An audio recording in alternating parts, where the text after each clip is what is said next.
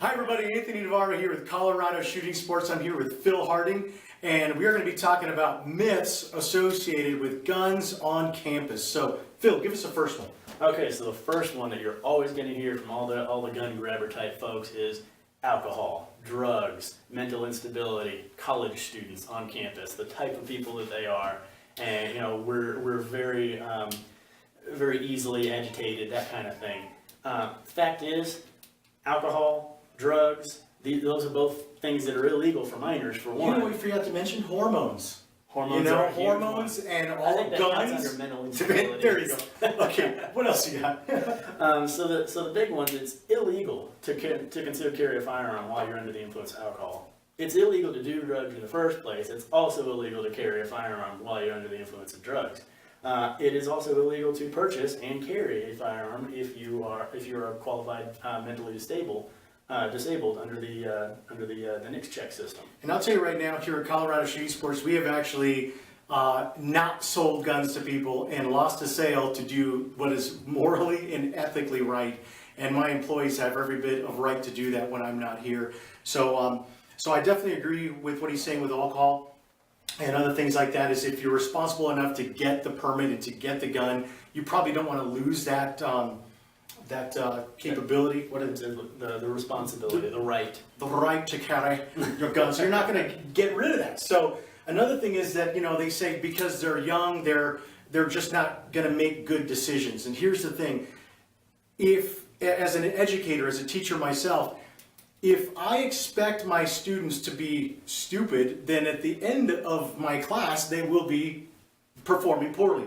I expect my students, or when I see them, when I first walk in the morning, I look at a room full of geniuses, and when I'm done, they are performing far beyond what they even expected. But we have to have a high expectation that they're going to perform for us. So, when I look at a little kid, and we do free firearm safety classes here for little kids, I treat them just like I do the adults. And if you treat them that way, your end product will be superior. So, with the youth thing, you give somebody responsibility, and it feels good to have responsibility. So they want more of it, okay? Not less of it. As a matter of fact, if they really care about what they're doing, let's think back to when we were kids and Dad's like, I'm really disappointed in you, Phil. You broke the cookie jar. And he's going to be like, oh man. And then he's going to probably chip in his lunch money and get a new one if he really cared. So what else do you got? Another big one that you hear is the First Amendment. So on colleges, it's supposed to be a free learning academic environment. You're supposed to be able to debate hot button issues and not have to worry about somebody getting upset and I don't like what you're saying. That ain't gonna happen. Never seen it happen. You've got teachers who are concerned about giving out bad grades because the student might retaliate.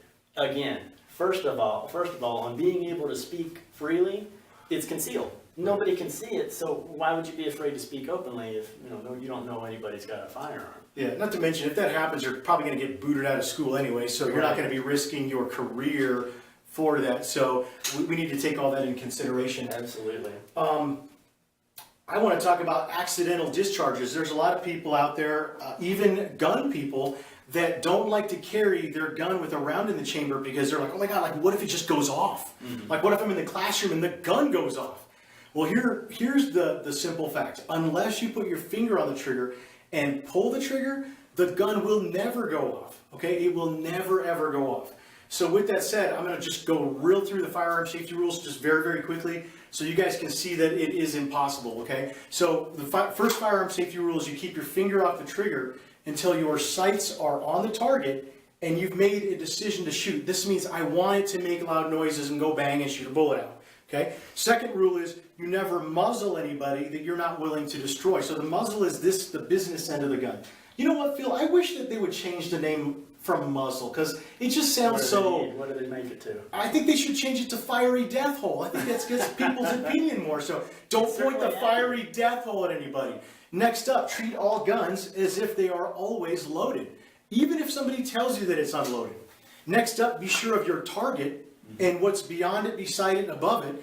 And last one, if you happen to be drawing your gun or you're holding onto a gun and you drop it, let it fall. Do not attempt to pick it up because if you do, you might pull the trigger. Absolutely. If you follow those 5 firearm safety rules, there is impossible to have an accidental discharge. Okay? So, Phil, thank you very much again. Anthony Navarro, Colorado Shooting Sports, and we will be right back.